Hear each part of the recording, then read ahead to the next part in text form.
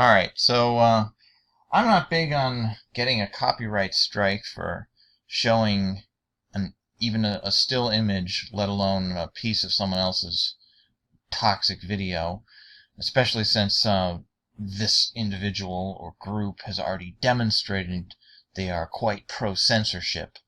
So I'm just showing this silly thing I just created in Microsoft Paint, as you can see probably, to have as the background image. But anyway, so there's this video, and you can go there and see it yourself. It's a propaganda video. It's so obviously a very disingenuous video. It's filled with comments from people just praising it. So and I left a comment criticizing it, and as well as some replies to some of the comments that were there, and now they're gone. So they are censoring every bit of criticism, anything negative anyone says about their video. So I guess I'll just make a video about it then. I wonder what you think about that, if anyone actually sees it. But anyway, so I'm talking about a propaganda piece, probably paid for by Big Meat. And I'm not going to speculate on what company paid for this, but I resent them deleting my comments. So here you go. You're just desserts. The most insulting thing is that it is framed as some sort of expositional video, exposing the dirty secret of the vegetable oil industry. When, yeah, there's a dirty industry involved, all right, but it's some company that sells meat, because they're telling. Right, the video, first of all, you can find it on your own. It's called $100 billion ingredient making your food toxic, and it's wrong. Basically, if you watch this video, and I don't recommend it unless you enjoy studying propaganda in general, but what it is a claim that people live better and longer and healthier in like the 19th century, back when people just cooked with lard and whatnot, and then people started using vegetable oil, and oh my God, people are dying of cancer and heart disease now. Yeah, funny thing about that. Funny thing about people dying of age-related things once they stop dying young of preventable things that aren't age-related. That's why more people are dying of cancer and heart disease. Back in the 19th century, when life expectancy was like 40, and people were dying of tuberculosis or scarlet fever or typhoid or just a simple infected cut, people weren't living long enough to develop heart disease or cancer or Alzheimer's, or what else is there? Big surprise, But they're trying to argue that canola oil and olive oil and even soybean oil are poisonous. And soybean oil ain't the best. And there are some bad ones. Palm kernel oil is bad. Cottonseed oil is pretty bad, but not as bad as palm kernel oil, I think. And coconut oil, that one's bad. I don't know about sunflower oil.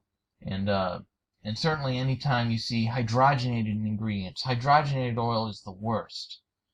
See what happens in the hydrogenation process.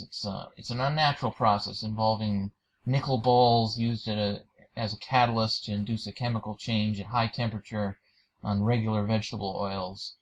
What they do is induce a chemical change, turning it into a saturated fat, because then it'll be solid at room temperature, and that's, if they don't want like runny peanut butter, for instance, so they'll put in hydrogenated oil into peanut butter, and then it stays gel instead of like running everywhere like canola oil or peanut oil. I mean, peanut oil is another good oil.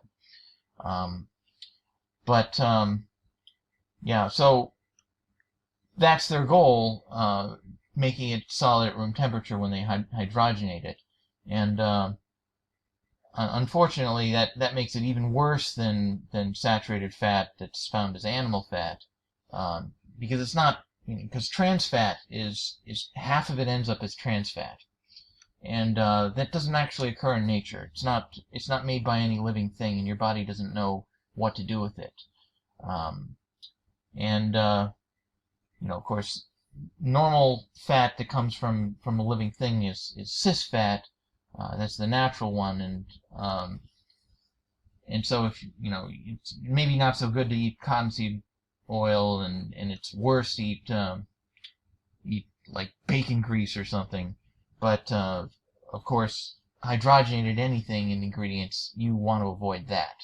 But this video is trying to argue that because people are getting more heart disease now and more cancer now, and that the cause of it is regular vegetable oil, like canola oil and olive oil, and that's baloney. And they superficially back up their claims by talking to some quack doctors. They bring in their own experts, which are probably on their payroll, to appear to be respectable scientists, saying things that confirm the message that they're trying to, the narrative that, oh, vegetable oil bad. But that's an old trick. You can always find someone that has all sorts of crazy beliefs in any circle. You can find, doctors that believe in flat Earth and stuff. There was that neuroscientist that made that book Heaven is for Real. It doesn't mean anything. You can always find quack doctors, or maybe they're paid actors in the first place. Who knows? But you want to prove to yourself that what they're claiming makes no sense. It all comes down to life expectancy. Now we have antibiotics. Now people aren't dying of things that kill people off through most of human history. And life expectancy in caveman times was even worse. It was probably 25. Even at the dawn of the 20th century, it was like 40. Yet they would have you believe that we should go back to living like they did in those days, because people were healthier back then. Back when they used lard for their leavening. Now, of course, everyone dies eventually, so it inflates. You can deceive people into thinking there's an epidemic of heart disease or an epidemic of cancer, when really it's just people not dying of consumption, not dying of, diphtheria, dying of all sorts of things that can be treated with antibiotics, or, that are related to malnutrition maybe, but not because of consuming vegetable oil. Hemorrhagic fever, whatever. So big shocker that there was an epidemic of heart disease that came about from people living to 80. So it's not that modern medicine and better diets are causing the heart disease. It's just that people are living long enough to die of age-related diseases. But you look at the comments and you drink the Kool-Aid, and you'll come out believing that vegetable oil is some great poison. And I can't even say anything about it without on their own video. No one can, because they're censoring it. So here you go. I don't know what to. I guess I'll put the original video link in the description. Again, it's called $100 billion ingredient making your food toxic, from the user What I've Learned. But here's the thing. What makes fat good or bad is a number of factors. Primarily it is whether it is saturated or unsaturated. Saturated, whether it's saturated or unsaturated is basically a measure of, you see, the chemical structure of a lipid. It's a hydrocarbon chain attached with a cap that's kind of like an alcohol. And the hydrocarbon chain can be perfect and flawless, in which case it's saturated, or it can have defects on it. It can have kinks in it, with like a missing hydrogen atom, with the carbon atoms sticking together in certain ways. And how far away from the head the kink is determines whether it's, omega-3, omega-6, omega-9 fatty acid. And so the most important thing is whether it's unsaturated or saturated, and then how far from the head it is determines whether it, what kind of fat it is. And then, of course, if it's trans fat, then the kink is an unnatural sort of kink. And they would have you believe maybe that there's something unhealthy about it. But omega-3 is making up a large portion of your brain. Like the dry mass of your brain is like 10% omega-3 fatty acids. And this is true for any mammal. So it's not even about eating vegetables. At this point, at the point of it being vegetable oil, it's like water. It doesn't matter where you extract water from. It's a chemical substance. If you extract water from broccoli, it's not like broccoli water. It's still just water. And if you extract oil, if you extract a lipid, there's nothing vegetable about it, even though it comes from a vegetable, because it's a simple enough chemical substance. It's something ubiquitous across living things on planet Earth. In fact, I'm sure you'll find that like a cat's brain is largely omega-3 fatty acids too. Any higher mammal on planet Earth is going to be that way. So it's not even about it being vegetable oil. It's about the chemical structure of it.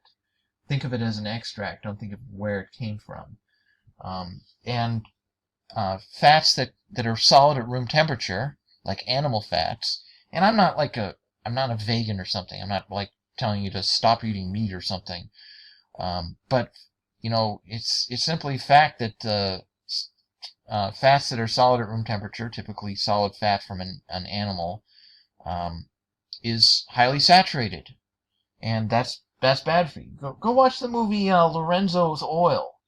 The whole premise of that movie was that this kid had this genetic disease which made him particularly susceptible to the bad effects of